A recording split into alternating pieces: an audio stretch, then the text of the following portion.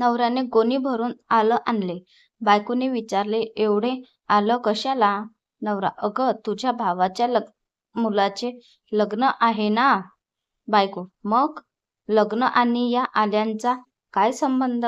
नवरा, अगं तुझ्या भावाने पत्रिकेत लिहिलंय लग्नाला आलंच पाहिजे, याला म्हणतात मेहुणा. जावई पहिल्यांदा सासूरवाडीला जातो. तिथे त्यांचे स्वागतही मस्त होते. पण दुपारी जेवणात त्याला न आवडणारी मेथीची भाजी असते. पहिलाच दिवस म्हणून विचारात गुपचूप खातो.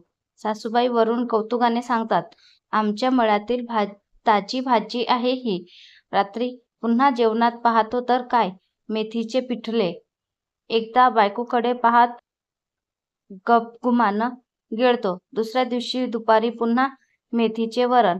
आता मात्र आपल्या सुंदर बायकोकडे पाहून बिचारा संयम बाळगतो. सायंकाळी मात्र तो स्वतःच सासूबाईंना सांगतो, रात्रीचा माझा स्वयंपाक करू नका. तुमच्या तो मेथीचा मळा कुठे आहे तेवढं सांगा, मीच तिथे जाऊन चरून येतो. नवरा, 3 दिवस झाले भेंडीचीच भाजी खातोय, वैताग आलाय. आता महिनाभर तरी खाणार नाही मी भेंडीची भाजी. बायको, हीच गोष्ट दारूसाठी बोलला ना, रोज रोज ठोसून येता. मला पण वैताग आलाय तुमच्या पिण्याचा. नवरा, मस्करी केली ग.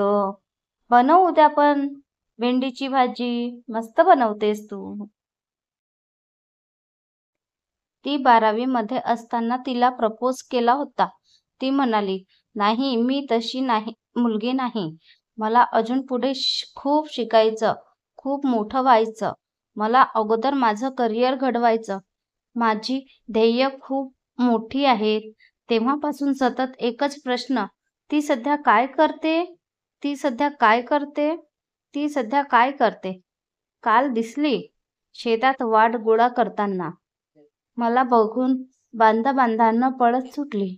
ढेकूळ हाणणार होतो, पण जाऊ दे म्हटलं.